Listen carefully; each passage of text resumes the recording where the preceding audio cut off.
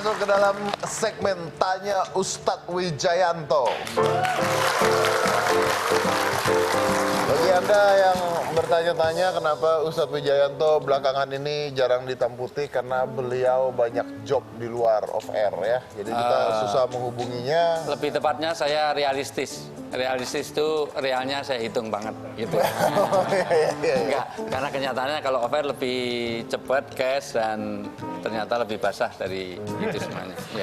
Terima kasih loh. Iya, terima kasih. Ya. Kejujuran itu memang pahit ya. Apa-apa ya. Iya sih, tapi oke. Oke. Kita Terus, tema apa nih? Saya mau tanya gitu. Iya, Ustadz, saya mau jawab berarti. Iya, ya. Ustadz, Ustadz kan ada di hitam putih udah lama. Udah lama, ya? makanya ini sengaja saya bikin putihnya dari Iya, benar. Ini RA Kartini banget, dari gelap terbilah terang. Jadi dari hitam terbitlah putih. Iya. Ya, pertanyaan saya bukan itu. Oh gitu. Pertanyaan saya, itu juga bukan jawaban kok. Iya, makanya saya belum nanya. Pertanyaan saya adalah, Ustadz udah lama di hitam putih. Iya. Ada udah 3 tahun lebih ya Ustadz? Iya. 3 tahun lah ada gitu ya. Kenapa kok Ustadz nggak follow Twitter hitam putih ya? Pertama karena terlalu banyak pemalsu Twitter saya. Jadi ada 4, semuanya palsu. Tapi setelah ini pasti, karena ofisialnya sudah saya buat. Pasti. Jadi Anda tuh selama ini belum punya Twitter? Ada, UST underscore. Sejak kapan? Sejak diminta follow itu. Ada.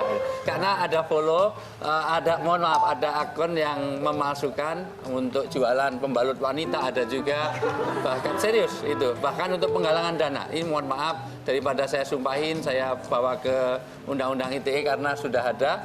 Itu daripada saya pidanakan, tolong yang Facebook atas nama saya dan juga Twitter atas nama saya segera hentikan, karena pemalsuan itu tidak berkah. Rezeki itu yang diminta berkahnya, bukan banyaknya.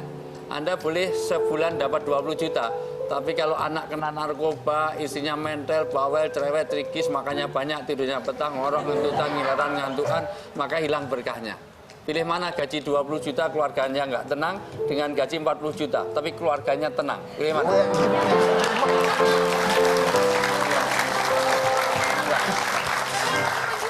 Lah, salah satu ketenangan itu kalau Anda meraih rezekinya dengan jalan yang benar. Iya, benar. Iya sih, memang cuman aneh. Iya, oke, kita bahas tema. Nggak ada. Saya yang salah. Kita bahas temanya, Ustaz. Iya. Banyak mitos-mitos yang mengatakan bahwa restoran atau warteg atau apa itu, ini konon kabarnya pakai aji-aji penglaris. Saya sih nggak percaya gitu-gituan ya. Maksudnya, kalau buat saya sih, apaan sih, bohong gitu. Tapi banyak orang yang percaya gitu kan, aji-aji, ada perdukunan yang buat orang sukses gitu kan. Ada dukun menjamin orang bisa kaya raya, tapi dukunnya miskin. Nah, itu makanya saya juga bingung gitu. Nah, yang lebih parah lagi kadang-kadang minta nomor yang keluar. Dia tahu kenapa nggak dia beli sendiri gitu. Nah itu dia makanya. Nah, menurut Ustadz, pertama gimana hukumnya percaya pada hal seperti itu dan seperti apa gitu Ustadz? Oke, pertama karena term warteg tidak terlalu akrab di semua, walaupun itu sudah jadi ikon ya. Warteg. Iya, makanya.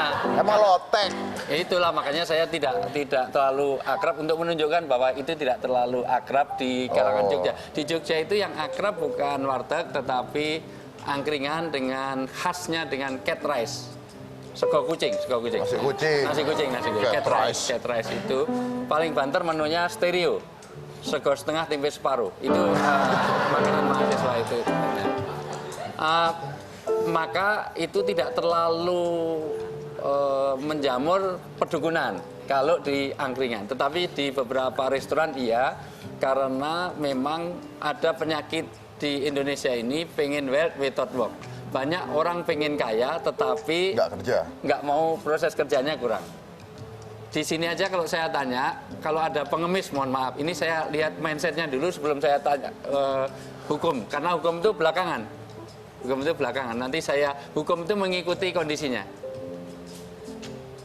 Kalau ada pengemis dikasih uang Rp1.000 sekarang, tapi kita pending, mohon maaf, sekarang nggak saya kasih 1.000. Minggu depan aja ke sini saya kasih 3.000. Kira-kira pengemis pilih sekarang 1.000 atau minggu depan 3.000? Tolong, kalau ya sekarang. Wah, luar biasa. Anda sangat menjiwai jadi pengemis. Luar biasa. Enggak, maksud saya begitulah kita, pengennya cepat kaya. Dan itu mindset ada pada setiap orang kalau mau nyalonkan jadi pimpinan daerah, anggota dewan segala macam, begitu. Modal sekian akan balik tahun pertama begini. Udah dihitung tuh. Ya dihitung. Tahun kedua begini, tahun ketiga sudah harus nambah rumah, nambah ini, tahun ketiga harus nambah istri, tahun keempat harus sudah masuk bui. Itu biasanya gitu. Padahal baru dilantik 3 bulan kena narkoba. Ada juga yang seperti itu. Intinya adalah bahwa jelas cara yang tidak benar itu tidak hanya pada pedukunan. Dulu ada bisnis etik yang sangat tidak etikal. Sebelum pedukunan dulu ada perusahaan besar yang dia membeli semua produk, kebetulan rokok. Rokok itu dibeli, terus dibikin, mohon maaf, dibikin berjamur, baru dilempar ke pasar. Sehingga rokok yang merek ini jadi nggak laku, karena ternyata dibuat dirusak. Itu. Sehingga pemboikotan, terus dilempar ke pasar. Itu juga nggak benar, itu sudah unethical. Yang kedua, apalagi pedukunan. Pedukunan itu tidak benarnya dua. Satu mindsetnya, dua pada sisi syariatnya. Semua yang dihasilkan menjadi haram. Dan kalau haram nanti pengaruhnya kepada anak sulit diatur. Istrinya mentel, bawel, cerewet tadi. Suaminya galak setengah mati, maka hilang berkahnya. Dan sangat dilarang ke pedukunan kecuali dukun bayi boleh atau dukun pijit boleh juga. Gitu.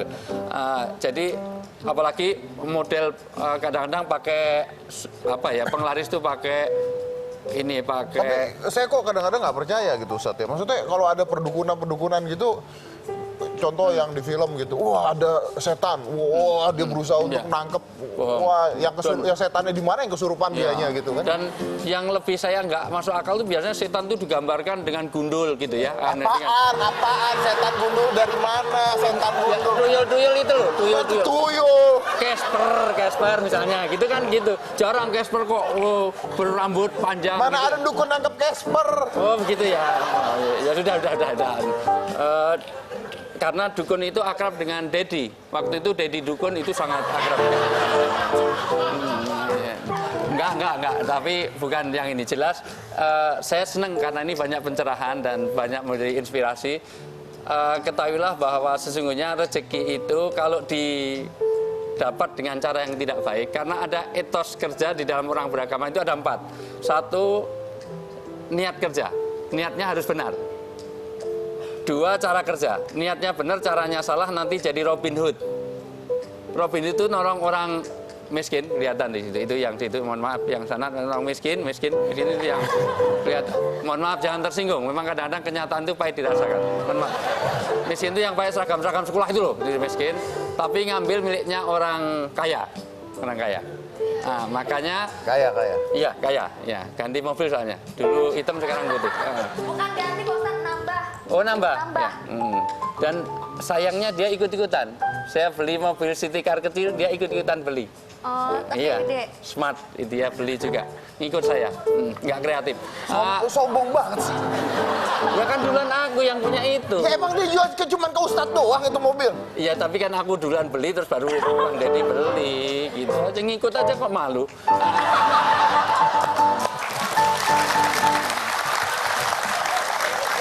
Jadi niat yang benar, cara yang benar. Cara yang benar itu menipu, ada counterfeit, misalnya dengan membajak.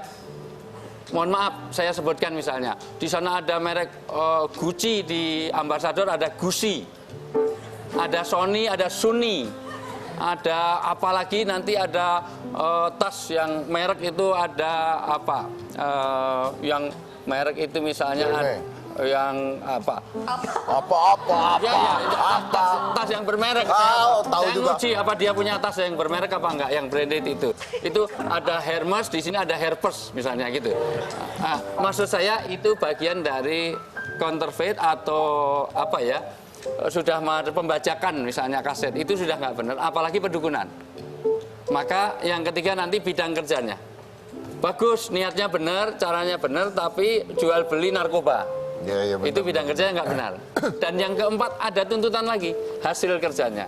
Hasil kerjanya adalah untuk kesejahteraan keluarga dan orang yang tidak mampu di antara kita. Jadi mohon maaf, 2,5% kalau dalam konteks orang beragama Islam, 2,5% itu miliknya orang miskin. Kalau itu nggak dikasihkan, itu pencuri yang paling kejam. Karena dia mencuri miliknya orang miskin. 2,5 honor dari Trans 7 itu ada 2,5%-nya itu miliknya orang miskin. Kalau itu nggak dikeluarkan itu maling. Dan malingnya miliknya orang miskin, kurang ajar kan? Kalau miliknya orang kaya masih lumayan. Ngambil tehnya itu masih lumayan. Karena teh banyak numpuk di ruangan sendiri kok nggak dibagi-bagi. Loh, Anda ngambil, nggak ngomong saya kok tadi. Lah kalau ngomong nggak ngambil namanya. Itu ya, itu diantaranya adalah bagaimana 4 itu. Jadi dan cara perdukunan adalah cara yang tidak dibenarkan. Jadi mohon maaf daripada tidak berkah. Karena sampai sekarang masih menjamur, bahkan di Solo ke utara itu di Gunung Kemukus itu masih ada praktek prostitusi dengan kedok untuk pelarisan. Di Gunung Kawi juga ada itu di beberapa tempat saya tahu karena ada mahasiswa saya pernah penelitian di sini. Oke, intinya adalah tidak dibenarkan, mau ada mau tidak, tapi itu dan itu melanggar semua agama Iya, sebenarnya. Semua agama pasti tidak. Nggak boleh hal-hal seperti itu. Oke, baik, terima kasih banyak Ustadz. Kita Hah? Sama-sama. Oh iya, sama-sama. Ya.